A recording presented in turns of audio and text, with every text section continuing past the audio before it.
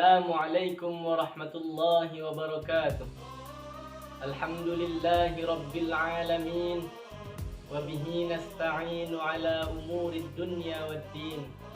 Wassalatu wassalamu ala sayyidina wa habibina wa azimina wa qaidina wa qurrati a'yunina Muhammadin sallallahu alaihi wasallam.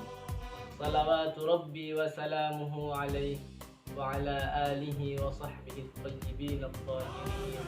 Amma ba'd.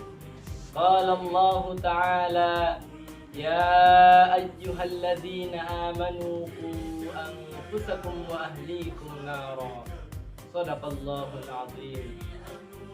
Saudara-saudara seiman, Allah telah memerintahkan kita agar kita menjaga diri dan keluarga kita dari api neraka.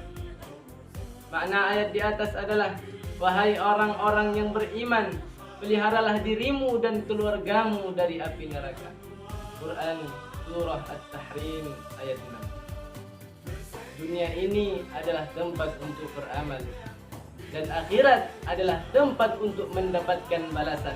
Maka beruntunglah orang yang beramal untuk akhiratnya dengan menjaga dirinya dan orang yang berada dalam tanggung jawabnya kelak di hari kiamat. Jadi, jika Anda, saudaraku, melakukan kebaikan, maka Anda tidak lain beramal untuk diri Anda sendiri. Dan jika Anda menjaga istri dan anak-anak Anda, berarti Anda tengah menjaga diri Anda. Sedangkan Allah tidaklah mengambil manfaat dari ketaatan orang-orang yang taat dan imannya orang-orang yang beriman. Sebagaimana Allah tidak terkena bahaya dari perbuatan maksiat orang-orang yang berbuat maksiat, dan tidak tersakiti dari kekafiran orang-orang yang kafir, karena Allah tidak membutuhkan kepada makhluknya. Saudara-saudara seiman, hari-hari dan minggu-minggu ini adalah musim untuk memasukkan anak-anak kita, belahan-belahan hati kita ke sekolah-sekolah. Oleh karena itu, jika kita menentukan pilihan yang tepat kepada anak-anak kita, dan kita menerapkan takwa Allah pada diri anak-anak kita, maka anak-anak kita setelah kita meninggal akan mendoakan kita, dan terwujudlah pada anak-anak kita sabda Rasulullah sallallahu alaihi wasallam: waladun salihun yad'ulah. Anak yang saleh yang mendoakan orang tua. Sedangkan kebiasaan banyak orang tua dan ibu bapak zaman sekarang yang tidak peduli di sekolah seperti apa anak-anak mereka belajar, di lingkungan masyarakat seperti apa anak-anak mereka berada, di tengah komunitas remaja putra dan putri seperti apa anak-anak mereka bergaul. Para orang tua tersebut tidak peduli, tidak menghiraukan, tidak menanyakan, bahkan tidak terlintas dalam benak mereka untuk bertanya kepada anak-anak mereka tentang ketaatan kepada Allah ataupun mengingatkan mereka agar menjauhi perbuatan maksiat. Ketidakpedulian seperti ini adalah hal yang tidak semestinya terjadi.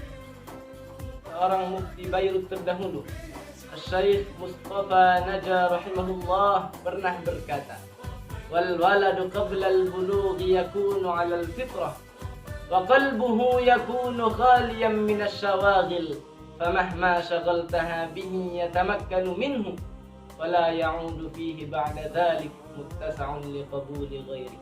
Kal ina'i idza muli'a bi syai'in la ya'udu bi syai'in akhar mahallun fihi. Seorang anak sebelum balik, dia berada dalam keadaan fitrahnya dan hatinya kosong dari kesibukan-kesibukan yang memalingkannya. Jadi apapun yang Anda gunakan untuk menyibukkannya, maka itu akan bisa dia kuasai. Dan setelah itu tidak ada lagi ruang untuk menerima selainnya. Seperti wadah yang apabila dipenuhi dengan sesuatu, maka tidak ada lagi ruang untuk sesuatu yang lainnya. Oleh karena itu, betapa kita perlu berpikir secara serius. Di tangan guru laki-laki dan perempuan seperti apakah kita menempatkan dan menyerahkan anak-anak kita untuk belajar. Saudaraku sesama muslim, anak seperti yang ditegaskan oleh Syekh Mustafa Naja rahimahullah adalah seperti cermin yang terlihat padanya gambar pengajar dan yang diajarnya. Jika pengajar laki-laki dan perempuan adalah orang yang cenderung kepada keburukan dan moral yang rendah, maka akan kita lihat sebagian anak didiknya belajar keburukan darinya. Sebaliknya, jika pengajar laki-laki adalah orang yang cenderung kepada adab-adab yang islami, dan pengajar perempuan adalah orang yang cenderung kepada muarah agamanya, maka akan kita lihat anak perempuan kita sebagai gambar yang memperlihatkan secara menyeluruh arahan, didikan, dan pengajaran yang diterima di sekolah. Jelas, tidak ada seorang pun dari kita yang menginginkan agar anak kita menjadi mangsa dari keburukan dan kerendahan moral, ataupun menjadi beban, duri, dan sampah di tengah-tengah masyarakat. Saudara-saudara seiman, kelak kita akan ditanya di hari kiamat, apakah kita sudah melaksanakan apa yang Allah wajibkan kepada kita terhadap anak-anak kita?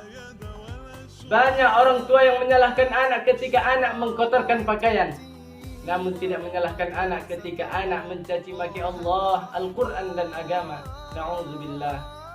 Sebagian orang tua tidak menghukum anak jika anak melakukan perbuatan rendah dan hina, padahal orang tua tersebut menghukum anak ketika anak mendapat ranking ketiga di kelasnya karena tidak mendapatkan ranking kedua ataupun pertama. Rasulullah sallallahu alaihi wasallam bersabda, "Kullukum ra' wa mas'ulun 'an ra'iyati." Rawahul Bukhari. Setiap dari kalian adalah pemimpin, dan setiap dari kalian akan ditanya tentang. Hadis riwayat Al-Imam Al-Bukhari.